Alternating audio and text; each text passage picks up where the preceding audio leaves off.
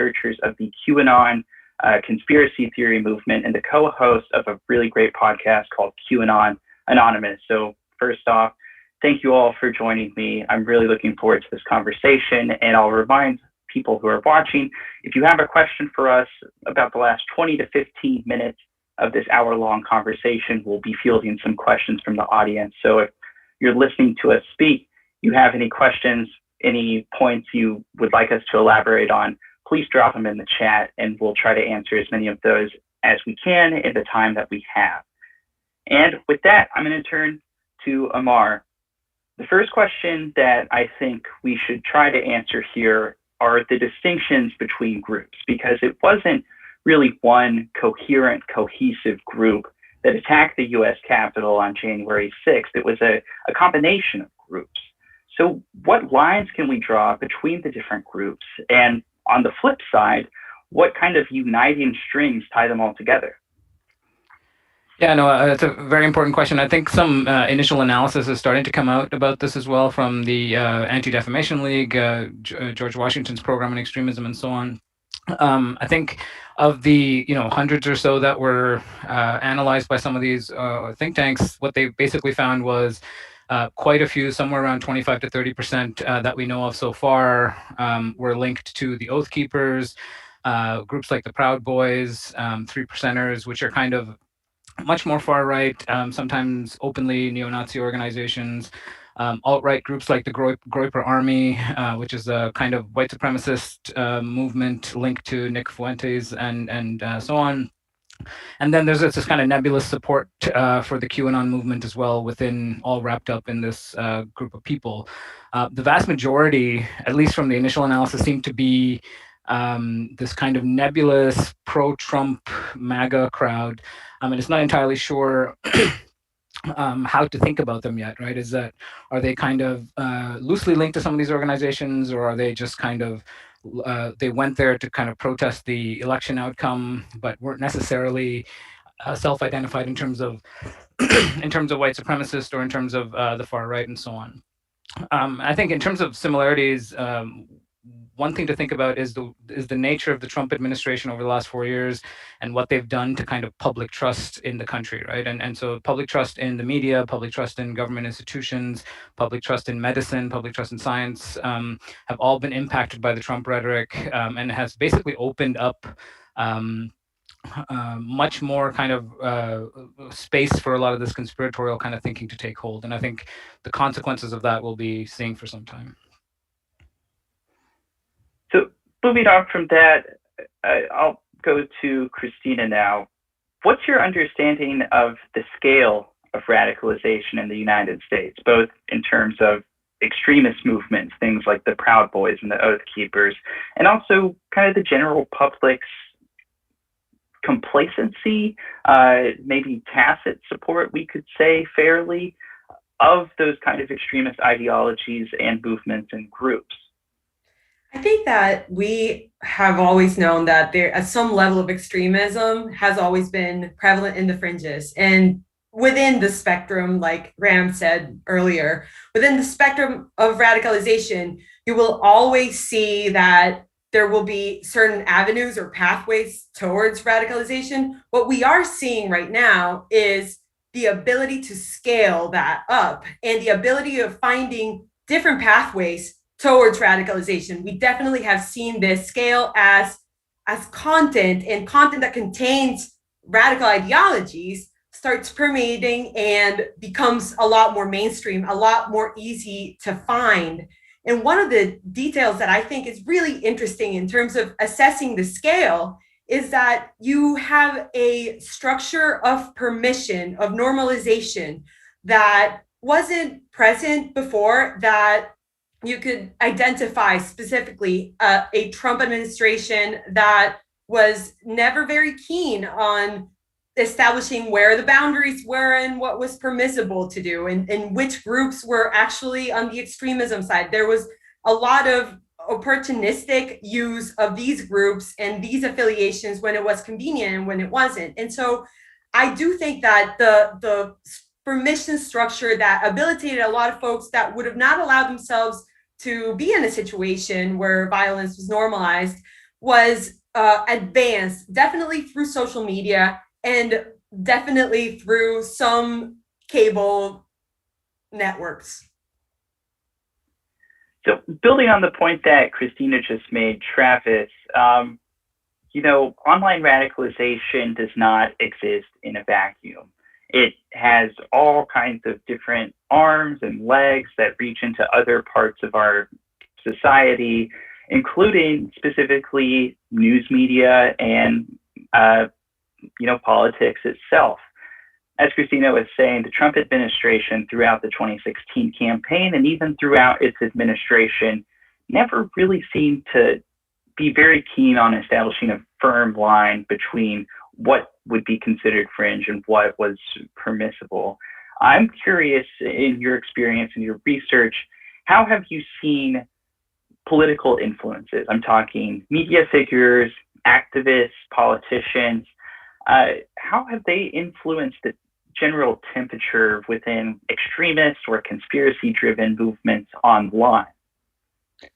Sure. I mean, well, speaking of like QAnon specifically, I mean, what energizes QAnon followers more than anything else, in my experience, is validation. They love feeling like they are making an impact. They're influencing powerful people in some significant way, and this can come in the form of either praise or opposition. When we're talking about praise, I think what's unique about QAnon is that QAnon followers receive praise directly from President Trump. Trump said that QAnon followers are people who love the country, people who are very much against pedophilia, and it's also received validation. And the fact that QAnon followers love validation has obviously been exploited by some bad actors who are able to build an audience by giving these people validation and sort of ensuring that they are, that they are on the right track. And this validation can also come in the form of sort of news media coverage that sort of that paints them in certain ways, because they love to be opposed, because this comes from their basic troll ethos. The fact that it was first formed on 4chan. They love getting a reaction out of people. Because they imagine themselves to be digital warriors who are fighting an information war to get out the truth. So in that sense, if there's a certain kind of media coverage that paints them in a certain way, they really, really, really love. And this is, by the way, why I think it's really important that that some media coverage really emphasizes narratives about the pain that being a member of QAnon involves, and the paths out. There's a woman named Ashley Vanderbilt, who's a former QAnon follower, who's making the rounds, talking about her journey getting out of QAnon, which I think is more productive way in recovering this topic. Yeah, I think that makes an important point. Oftentimes, the people that are plunging down these rabbit holes, something I've been trying to stress is that many of them believe that they're doing a good thing, that they are fighting for, they think that they're heroes fighting to save the country, right? But unfortunately, this comes with very devastating effects to their personal relationships, sometimes their employment, etc. Amar, I'm going to take it back to you. Now that we've kind of established the state of play, I want to start to shift the conversation towards trying to maybe change things or salvage some of this. Is it possible to get individuals pulled away from delusions like QAnon or extremist ideologies and eventually rehabilitate them to be, productive members of society who, are no longer dangerous? And is there any sort of established patterns on ways that are effective at getting people out of these movements? Yeah, I mean, it's a tough question, because a lot of the research that exists on disengagement or de-radicalization is usually linked to groups like Al-Qaeda or ISIS or, much more hardcore kind of neo-Nazi groups. And what we know from that research, and I'm not sure that the findings of that are entirely applicable with a group like QAnon, or with a movement like QAnon, let's say. One of the reasons that a lot of people leave is losing faith in the ideology, right? And so the kind of black, and what you hear from a lot of former neo-Nazis, for example, is that living constantly in this kind of black and white worldview where the in-group is constantly embattled and where you're constantly at war with this kind of out-group becomes exhausting, right? After 5, 10, 15 years in that kind of environment, it can be quite exhausting. And so another reason people leave and cracks start to form is significant others come into their life. And so, there's often this story that a friend of mine tells, who was a former neo-Nazi, that he spent his entire life thinking that Jewish people were secretly controlling the world, and then when he actually met one, that started him on the path out of the movement. And so that's kind of, losing faith in the ideology becomes one of the reasons. A second is group like leadership failure, which in the sense of QAnon, I'm not sure what that looks like, or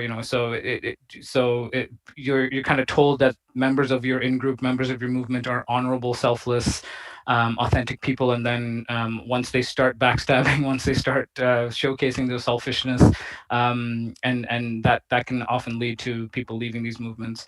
And the other one, which often isn't talked about, is just kind of battle fatigue, burnout, aging, getting older, wanting to kind of move on with your life, which I think we might see more of in the QAnon space as we go forward. But a lot of the findings, I guess, in the DRAD disengagement space are going to have to be adapted to deal with some of these more nebulous kind of fringe conspiracy movements, because it's not entirely a one-to-one ratio. The other thing I'll say is much of the research does draw a distinction between de-radicalization and disengagement, right? And so if our ultimate goal is to just prevent these people from engaging in acts of violence, it might be that they continue to believe certain things, right? It might be that they continue to believe in crazy ideas, but they just have found another avenue by which to address these grievances and talk about them. And so we need to decide as a society whether we're okay with millions of people continuing to believe crazy things as long as they don't do anything about it. So that distinction, I think, is important as well. Travis, I'll go to you. Amar, that's a really great point, distinguishing between de-radicalization and disengagement. But Travis, as far as QAnon goes, because, QAnon is not I guess, traditionally structured extremist movement, the type of things that have been studied in the past, like Amar was talking about. I guess drawing from your personal experience and your personal witness and research on some sort on a delusion that's grown to a massive scale like this, have you seen any trend lines in what's effective in getting people to unplug? Like, I guess what I'm wondering is it possible to either de-radicalize or disengage at any sort of large scale with, using something like QAnon as an example? Yeah, I mean, I think it's really important to draw a distinction between de-radicalization and disengagement, because it's one of the things that's just very unique and also kind of troubling about QAnon is, even though it has, according to polling, possibly tens of millions of adherents just in this country, the casualties that are directly as a result of QAnon is actually much lower than some other domestic extremist groups. So they're actually very generally lightly engaged. Now, that's not to downplay the threat or anything like that, but just comparatively, they have fewer casualties. But I think that what's kind of unique about QAnon followers is that they seem to always fold whenever they engage any kind, whenever they come up across any kind of serious consequences. We see this repeatedly. For example, there's Edgar Madison Welch, who was the Pizzagate follower, who was which was the predecessor to Pizzagate, to QAnon, who fired that shot into Comet Ping Pong and served a couple years in prison as a consequence of that. He wrote an apology letter. There's also the case of Matthew Wright, who was charged with convicted of terrorism for having an armed standoff on the Hoover Dam Bridge. Also wrote an apology letter. There's a Jacob Chansley, aka who is better known as the Q Shaman, who is, according to his lawyer, at least very apologetic. Now, you may consider these to be simply defense strategies, but it's not a given that an extremist will fold and apologize for their actions and walk back what they did, and then in some cases, in the case of Jacob Chansley, say that they've been disillusioned with President Trump as a consequence of this. There are many cases of extremists who are defiant and unapologetic. Take, for example, the neo-Nazi group Golden Dawn. After a few of their members were convicted in Greece, they were still very, very defiant. So it seems I think was hopeful about QAnon, at least, is the fact that whenever they bump into the real world, at least, they seems that they are willing to not engage with that belief system as much or anymore, or profess belief in that belief system. That's not to suggest that incarceration or anything like that is a solution to the problem, but it does suggest, I think, that their beliefs are a lot more loosely held at the end of the day than some other more violent extremist groups. Christina, I want to go to you because a lot of the conversation that tends to take place, whether it's on cable news channels, social media, and probably rightfully so, is focused on social media. A lot of this conversation revolves around things like deplatforming, moderation. You said something at the opening of the panel that I want to ask you to elaborate on, which is, what is social media's role in scaling radicalization? Because, like you mentioned, extreme groups have existed seemingly forever, but their prominence and the spotlight on them has grown, and so have their numbers, or seemingly numbers, of sympathizers. So this is a tricky thing to answer without trying to give media effects, like the ability of immediately convincing anyone that watches something of what media is saying. And we have through years moved away from that media theory, like media effects theory, that folks just believe automatically everything they read or consume in media. But we understand that in order to be persuasive, the media that is persuasive is that has a social component, a positive social interaction, and that together with the messaging can be more persuasive. And what you see with social media is that you have given influencers the ability of creating these parasocial relationships with huge swaths of the population, with gigantic audiences. And what this creates is that you have a message that is together coupled with that positive social interaction, with that ability of creating community. The socio-affective component of being pulled into these groups, I don't think we can leave it behind. It's just as important, I believe, as the ideological component or of where you lie in terms of the spectrum, right or left. It's important because a lot of these folks, you could identify that they were vulnerable to this sort of influence because of other voids, socially effective, and the fact that they find a community and establish a parasocial relationship with a figure that they start trusting, that in this case, can be a lot of influencers and micro celebrities within this huge group of very distinct and diverse people. And so I think that you can't abandon that side of the analysis, that at the end of the day, like, yes, this is media that is being consumed that has certain effects, but it wouldn't be as powerful if it wasn't for the socio-affective, the parasocial relationships that social media allows micro celebrities to create with huge audiences. The other thing too is that often if we only focus on social media, we leave aside the social component, the community creation, the ways in which these movements act a lot like a fandom, and in the ways in which the riot in a lot of ways was a manifestation in real life of a lot of just content being produced and being consumed. And I think it's interesting that we started by kind of distinguishing between de-radicalization and disengagement. I think engagement, as it relates to social media, is kind of at the at the center of this. A lot of this rhetoric has escalated and reached a lot of people because of its ability to draw engagement or awaken a reaction in audiences. I think that in a lot of ways, it is the incentives that have been put to keep folks engaged that have had some impact in the ways that rhetoric has radicalized a lot of folks, or that has escalated from normalizing positions that would have been untenable before. The quick follow-up question for you, Christina. You know, as Democrats in the Biden administration, they've, you know, in reaction to January 6th, have made these statements about wanting to take domestic extremism seriously as an issue in this country.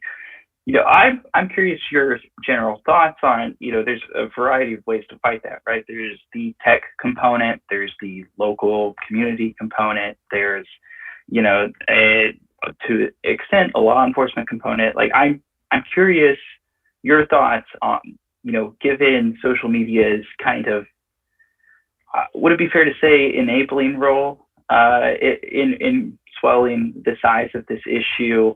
Kind of what degree, like how should, you know, a administration that wants to tackle this issue meaningfully think about the role of social media in gearing and designing its approach to this issue? I think that it starts by looking at this as a complex problem that you can't police your way out of. You can't surveil necessarily your way out of.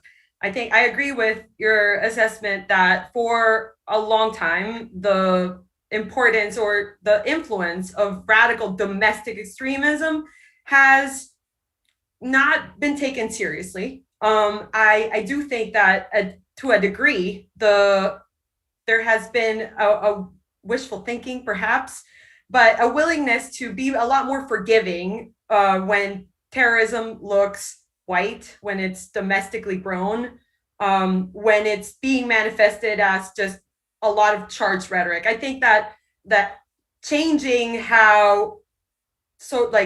changing in general how law enforcement is assessing these groups is necessary, but it's not the only way. And only policing would have terrible consequences. I think that in terms of social media, we have to go back to thinking, why do people post at all? There's a component of self-presentation that you are performing online, and there's a component that is, you know, being part of a group, the reinforcement of a group identity. And I think the reinforcement of group identity has become crucial lately, and that united sense of grievance has indeed moved a lot of people to organize and mobilize in ways that we hadn't seen before. But they all stem from what we are doing online, which is just self-presenting ourselves and reinforcing our identity and our belonging to certain groups.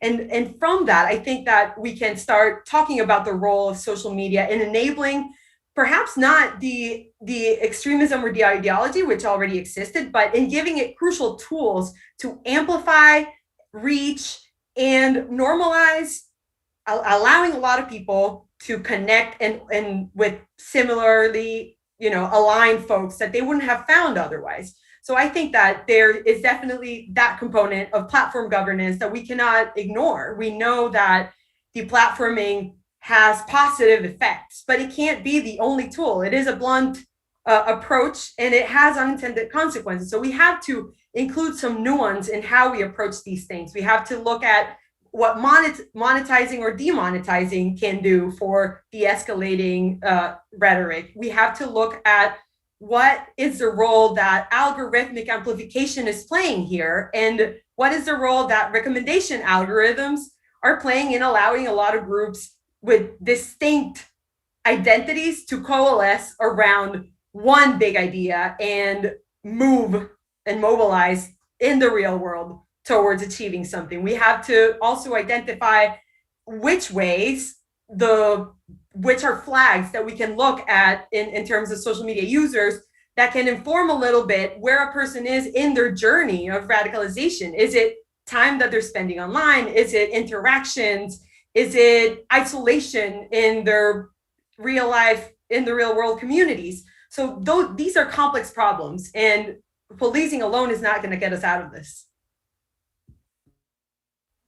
And Damar, I saw you unmute for just a second there. Did you want to chime in on this? Yeah, no, I mean, to kind of add to Christina's point, I think we need to step back a little bit to ask why some of these messages are resonating, right? And I often use the example of the guy at the corner holding an "end is near" sign. Usually he's just there by himself, but if I were to go 2 weeks from now and all of a sudden there's 100 people around him, I wouldn't ask about the message, right? The messages remain the same for the entire 2 weeks. It's just now more people are listening to it. So then the question becomes, why are they listening to it? What changed in the last 2 weeks to make this message resonate more? And so I think we do need to ask a kind of society-wide question of why are these movements on the rise? Why is conspiratorial thinking on the rise? Part of it is, we saw a huge spike in the pandemic where it kind of had a disruption effect on a lot of people's sense of normalcy.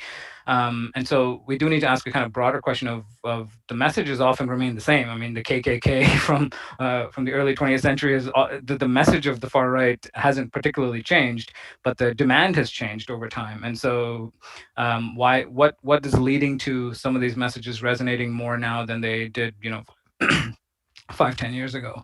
And so the second point is we have this kind of tendency to think that DRAD programs are somehow a post 9/11 invention, but keep in mind, like the Norway exit program designed for the neo-Nazi community dates back to 1997. The Swedish program dates back to 1998. And so we do have kind of examples of how this has been done in other parts of the world that might be useful for using domestically as well. That pivots to my next question, which is for you actually, which is, a lot of people are maybe hearing about CVE, as it's called, countering violent extremism programs, practices, initiatives for the first time after January 6th attack on the Capitol. Can you give us a landscape of kind of what is out there, what's been tried, what works, what doesn't, and kind of what the limitations or the gaps might be there? Sure, yeah, it's a big question, but I mean, I think the conversation about CVE in the U.S. in particular started around 2004, and then you had several programs and policies put into place post 2011. Over time, you had kind of very law enforcement centric approach, but then that got scaled back with what became known as the Disruption and Early Engagement Project, or DEEP, which tried very hard to say, okay, the people that we're dealing with, the people that we're looking at are a problem. They are kind of going down certain rabbit holes that we don't like, but they haven't necessarily crossed the legal threshold for arrest. So do we just kind of abandon them to the community and go about our way? Or is there some way to kind of do some sort of intervention that might help here? And so I think there have been different initiatives across the country that have tried to do that. The kind of pushback that we've seen over time for CVE, the largest complaint, of course, is that it was entirely focused on the Muslim community. And so a lot of the Muslim activist groups and NGOs complained about government overreach, targeting, and so on. When Life After Hate, one of the main groups in the US that deals with kind of far-right formers, lost its funding in 2016. That was used as evidence for why this is very much the case, that the entire focus of the CVE programming is focused on the Muslim community. The other kind of difficulty that I think will still approach within the Biden administration is the relationship between CVE programs with government and law enforcement. A lot of these programs are run by government or run by law enforcement or funded by the government. And that, of course, within the Muslim community has led to a lot of distrust about true intentions of these programs and so on, which I think will be likely replicated if we're dealing with the far right and as well. The other thing that we've talked about earlier is a lot of these programs are targeted towards young people. And so the vast majority of CVE programming deals with kind of 20-year-old young men who are drawn to, either neo-Nazi groups or jihadist groups. And I think particularly now with the changing landscape, we're seeing a lot of people who are in their 50s, 60s, 70s who are drawn to these movements. And it's not entirely clear what a CVE program looks like for a 60-year-old, right? And so whether we're talking about mentorship programs and after-school programs, none of that is relevant anymore.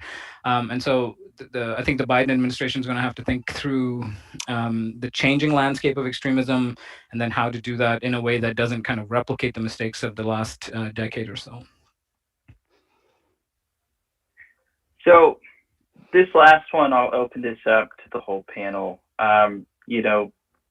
What lessons do existing U.S. CVE practices offer for the Biden administration? Or actually, I'll zoom this out. Actually, the fight against domestic extremism isn't necessarily a new thing. It's also maybe arguably not entirely equipped for the scale or the variety of causal factors that are happening here. What practices that have been going on recently can the Biden administration learn from? Also, on the flip side of that, is there anything like related to messaging that maybe the Biden administration should avoid? Travis, I'll start with you, because I've seen, listening to QAnon Anonymous, your show, I've heard you all talk on occasion about ways that politicians or media outlets have described or discussed QAnon in ways that didn't seem particularly helpful.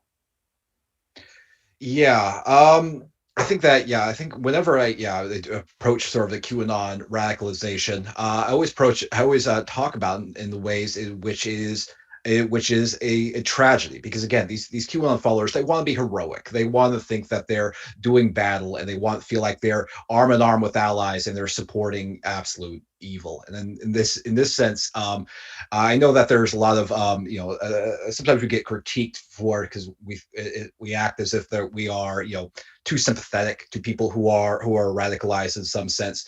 But we have to remember, sometimes acting sympathetic towards some of these QAnon followers, especially when they aren't actually particularly dangerous, is the most irritating thing you can do towards them. But it's also very, very effective, because it shows them that there is sort of a path out. I mean, it's very, very challenging. I would just say that the best sort of way to talk about it is to emphasize the pain that comes with believing this nonsense, and to encourage other people who are perhaps who are affected family members of QAnon followers to reach out to them as family members, as friends, because this is really the most effective way that we've seen people get out. It's like they're not going to listen to a podcast host, and they're probably not going to listen to some government bureaucrat, but they will often listen to a family member who cares about them. Not always, it sucks, but that is often the best chance of getting someone to realize that they are on the wrong path. I'll go to you, Christina. Are there any practices to countering extremism that you've seen that you thought were particularly effective that maybe, a Biden administration or Democrats seeking to counter this should take note of? Or on the inverse, anything you've seen that you didn't think was effective? I think that I want to echo Travis here in that I do not think that a reaction that demonizes those who haven't crossed the threshold from the radical ideology towards violence, like before they have crossed, the threshold of illegality, I do not think that rhetoric that fully demonizes these, in many cases, victims of someone else's exploits of social media affordances is the right way. Because just like a structure of permission was needed for some folks to cross over from, being kind of a passive observer of right-wing politics and a consumer of right-wing media towards being in person at a violent event. And so I do think that there is also a need for a better conversation in a permission structure for folks that want to take a step back and rejoin society and the mainstream in a way, and that helps through rhetoric. I do think that the Biden administration has a huge challenge when it comes to CVE approaches, mostly because, like Amarn said, a lot of the times these are policies and programs that are led from law enforcement. And in a lot of ways, radicalization has also affected our law enforcement groups. And that is also something that an administration like the Biden administration will have to contend with and figure out how this works when some of the forces that have been traditionally occupied for CV approaches, individuals within them are on the radical side. And so that's another challenge that I think the administration has to transparently deal with. And Tamar, to you. Sure. Yeah, I mean, I think a lot of what I see going forward as probably necessary, kind of immediately, is very upstream initiatives, right? And things that people kind of roll their eyes at now, digital literacy, things like that, where and kind of rebuilding trust in some of these government and social institutions that have basically been decimated over the last 4 years or so. Trust in medicine, trust in science, trust in the media, trust in government. We know there's mountains of studies on conspiratorial thinking that basically show that there are real world consequences to believing these things, right? People tend to vote less. People tend to not vaccinate their kids. People tend to not volunteer or do any kind of civic engagement. And so I think the long-term consequences for kind of democratic functioning in the U.S. From the mainstreaming of these kinds of ideas is going to be immense. And so I'm less concerned, I think, about the kind of people who are radicalized, because there are already programs that kind of address some of those individuals. But I'm more concerned about the mainstream loss of trust and kind of conspiratorial thinking that has infected mainstream society, which I think is going to have deep consequences. On the kind of individual level, I do think we need to, because there's so many, I think we need to kind of disaggregate whether we're talking about hardcore members of these groups, kind of supporters and sympathizers. We know from the studies of kind of Al-Qaeda and jihadist groups that the nature of individual involvement is fundamentally important, or understanding the nature of involvement is fundamentally important for de-radicalization. If you're talking to just someone who's kind of hanging out at the edges of these groups, your approach to them to get them out of these groups is going to be very different than if they have some sort of leadership role, right? And so I think just understanding the landscape of some of what's happening is going to be quite important, because unlike Al-Qaeda supporters in the US, which is minuscule, this is a kind of massive problem. And so that's going to be difficult going forward. As Travis mentioned, I think getting families involved is quite important, and the Norway kind of exit program did that quite effectively. The challenge, much like what Christina said, is that if you're dealing with groups like the Oath Keepers or whatever, sometimes the families are the ones who taught the young people these ideas to begin with. And so you're going to have kind of an added difficulty there, just like you would with law enforcement involvement. So, on the optimistic note. All right. Yeah, on that cheery note, we've got, it looks like 17 minutes left for this Q&A, and we have more questions than minutes available to us. So I've asked, one of the folks working on the behind the scenes here to funnel me a couple of questions and we'll try to get to as many as we can before we sign off at the end of the hour. Travis, this one is for you. It's about QAnon. What do you make of the moving the goalpost that Q groups are currently doing? QAnon believers said that the inauguration would result in Trump being inaugurated. Now, there's this channeling of a weird sovereign citizen movement kind of theory about March 4th. What should we make, or let me reread this real quick. How do people who believe in QAnon deal with the constant changing of dates and the constant pushing of these goalposts?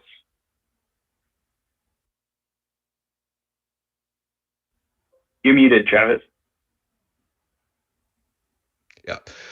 Moving the goalposts has always been a feature of QAnon from day one. I mean, literally, the very first Q drop predicts the imminent arrest of Hillary Clinton. That was back in 2017. That didn't happen, and they've been moving the goalposts ever since. I mean, I would turn to obviously the research on cognitive dissonance about this. I mean, the point isn't the predictions. I mean, the predictions really don't matter. What they get out of QAnon isn't a feeling like they know the future. It's really more the group identity, the feeling like they're on a journey combating evil with a group of patriots. This is what they get out of it more than anything else. I'm actually I mean, generally I'm least concerned about the people who continually move the goalposts, because then at least they're still sort of continue to believe that some other outside force will make the revolutionary changes that they want to happen. What concerns me a little bit is the people who stop trusting the plan, stop believing that there's going to be some sort of outside force, because that may motivate them to take actions into their own hands. So, I mean, some of them will move the goalposts for the rest of their lives. So that's just something that they're going to do. Another question. Sorry, just jumping in. Yeah. There's also the fact that within the QAnon movement, there is a lot of entrepreneurial meaning making, in that every person that is or people who are a part of it are involved in their own trying to make sense of whatever the clues were and connecting the dots on their own. And so when the goalposts get moved, often the end conclusion isn't necessarily that they have been duped. It's that they didn't connect the dots appropriately. And because it baked into the movement is, you have to trust the plan. The trust is implicit, and it doesn't go missing whenever the plan doesn't get executed. And this one I'll toss up to the group if anyone wants to try. Would you call Antifa and Black Lives Matter extremist organizations? The person who asked this question says, on the same day as the attack on the Capitol, there were assaults on government buildings in Seattle and Portland. Does anyone want to tackle that? I'll give it a go. I don't. From kind of the available evidence, I wouldn't call them extremist organizations. I think, first of all, they're not. Most of them aren't organizations. BLM does have organizational kind of elements to it, but Antifa definitely doesn't. And the other point, I think, is a lot of the violence that we've seen from these groups are very protest related and very much against groups that show up to counter protest. And so we haven't necessarily seen, as far as I could tell, kind of independently organized or independently launched attacks against government institutions or civilians to kind of bring about their cause. And so I think by the definition of extremism that we generally go by, I don't think they fit. I would just answer that with no.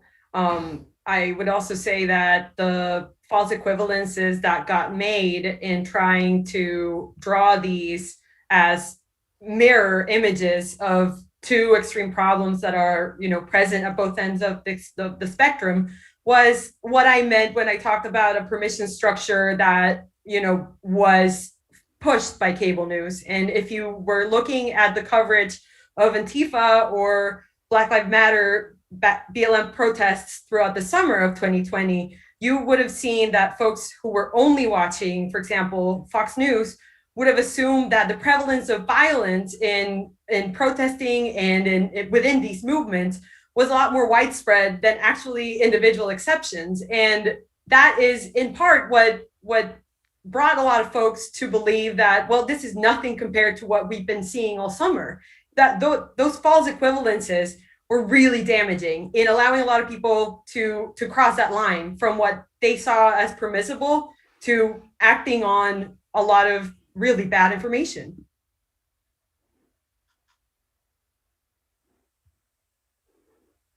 Then, Travis, do you want to jump in, or should I jump on to this next question? You can jump to the next question. All right. This one is about deplatforming. Will migration to alt-tech platforms, particularly decentralized ones, increase the scale of domestic extremism? What happens when we can no longer deplatform and ban radical users from mainstream social platforms? I haven't said much. Maybe I can try to answer this. So when extremists move from mainstream to alternative tech platforms, this is something I've written a bit about at DFRLab. It's kind of a double-edged sword. On one hand, the ability for those extremist groups or individuals spreading disinformation or lies drops significantly. They are unable to poison the well, if you will. So it has a pretty devastating impact often in that respect. In another respect, to the degree that there is coherent organizing happening, whether it's Facebook groups or event pages, networks of individuals, taking those networks offline can have a immediate destabilizing effect. I think that a lot of the social media action against extremist groups after January 6th and the attack on the Capitol probably played a contributing factor in the fact that nothing was able to be significantly organized around Joe Biden's inauguration. I don't think that is, a completely discountable piece of the puzzle there. But when people move to these alternative platforms, a lot of them were first adopted by very hardcore extremists that got the ban hammer like years ago, and it got, shown the curve on social media. Something I keep telling people is that radical extremists on a lot of these alternative platforms have the home field advantage. So you have these people that, were existing on these mainstream platforms, essentially walking straight into an incubator, promising no censorship. And then on the other side of the door is all kinds of people and forces that want nothing more than to radicalize a larger audience further. So there's some risks. As far as the scale of domestic extremism, I haven't seen a whole lot to suggest it increases the scale of it, but it could potentially accelerate things. And some of that is, we're just gonna unfortunately have to wait and see what happens. If I had a crystal ball, I would rub it and look into it and tell you what it said right now. But that's my answer to that. If anyone wants to jump in, or otherwise I'll go to the next question.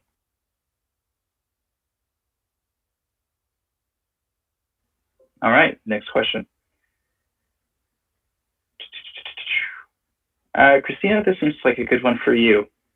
The vast majority of those in extremist or conspiratorial movements distrust news organizations and the role of journalism in informing the public. Instead of writing reports and fact checks that have no impact on members of such groups, how do you think journalists who report on extremism and conspiracies should reach out to radicalized believers? That depends on what you think the role of a journalist is. And I think in a media landscape like what we have right now, where journalists individually are really constrained in terms of resources, they are having to cover a lot more ground in terms of the beats that they cover. They are, in a lot of ways, constrained by the demands for content too, the same demands for content that anyone creating content on the internet has. So on top of informing the public and complying with all these demands of content in a really precarious economical position, we also add that it's on them to reach out and de-radicalize. I think that would be an unrealistic role to put on individual journalists. However, I do think that journalists who are covering this beat in this day and age should have learned a lot from the rise of radicalism on the internet in 2014, 2015, and should have learned a lot about what we know are the strategies that groups use to manipulate media. And that includes, the amplifying small scale groups or small scale content online and giving it a mainstream voice. That has terrible effects for, getting ideas in front of the eyeballs of folks that would have not seen them before. It also creates this perception of antagonism between media and the aggrieved radicals that has been weaponized by a lot of this micro celebrities, micro influencers who are kind of competing with journalists for content into creating a us versus them identity. And in that sense, that is really dangerous for democracy because we no longer share a reality. And I think that there are a lot of folks that are doing amazing work in uncovering the house and the strategies and the crucial players and putting the responsibility where it should be in terms of platform governance, in terms of the individual responsibility that folks with gigantic audiences have. I think there's journalists doing an amazing job at that. But I also think that there's a lot of damage that can be done in covering these issues as a both sides problem or as a false equivalence or in claiming that there's no real damage that radicalization brings to individuals who are radicalized. I think that a compassionate approach is necessary, but also that the expectations are not put in the members of the media or journalists to do this de-radicalizing work because it's unrealistic. And Amar, as a assistant professor in a school of religion, I think that this would be a great question for you.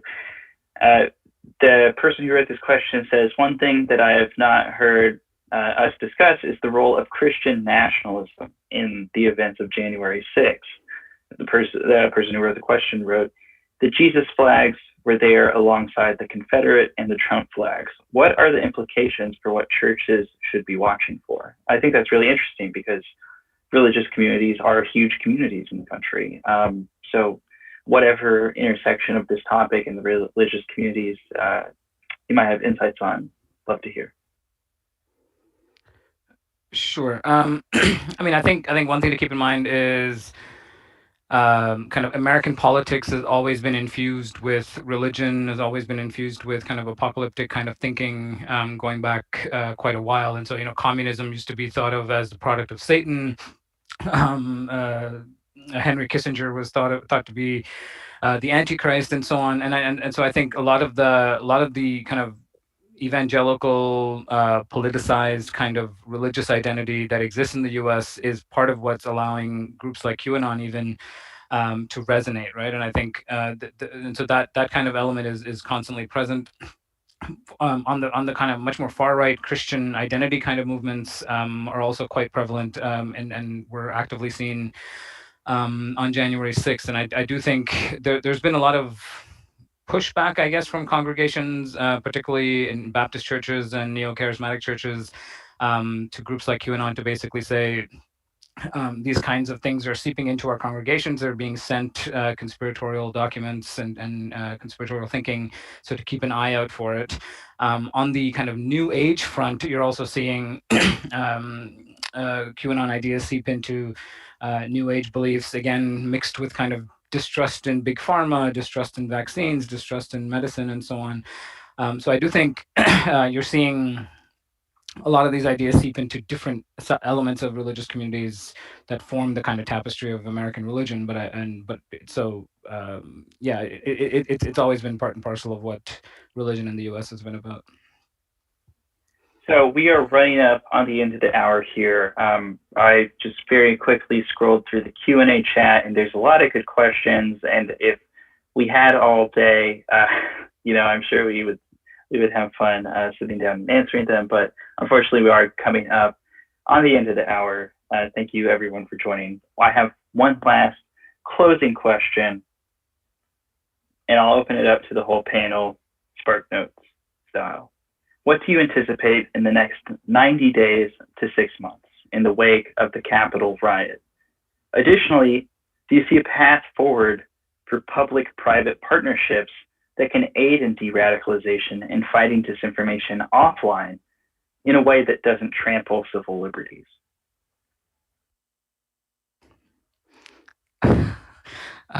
Massive question for 30 seconds. I think a lot of that groundwork has already been laid with the fight against ISIS, for example, ISIS online. And so a lot of the lessons learned from that period can be applied and continued with what we're seeing now with the far right. There are problems there which will take a long time to unpack, but I do think there are lessons there going forward. There might be an opportunity to, right now that the attention is on the topic, like force for more accountability of social platforms, while knowing that that is not the only solution and that that is not the only way.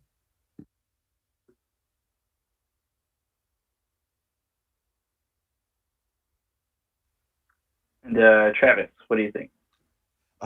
Yeah, I mean, yeah, that's a very difficult question. Yeah, I think that moving forward again, I think more outreach and more sort of understanding, providing paths and stories about de-radicalization, I think is the best thing that the media can do at least.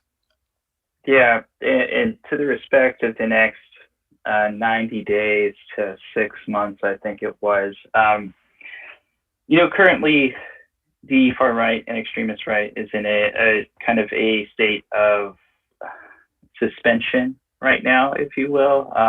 This universal condemnation, federal scrutiny, deplatforming, law enforcement investigations. It's kind of put things in a weird spot for them. Eventually, though, it will come together and it will kick back into gear, and probably sooner than a lot of us think. So, something I've been stressing to people is having the conversations now and doing taking the actions that we can in this moment to make sure the next time something like January 6th happens, that we're better prepared.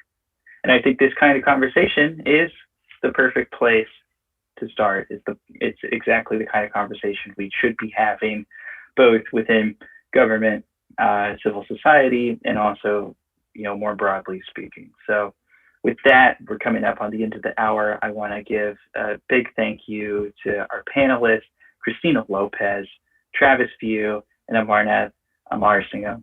So thank you all for joining. And yeah, take care. Thank you for having me. Have a great afternoon and the rest of the day. And from the DFRLab to the audience, thanks for joining. We'll see you next time.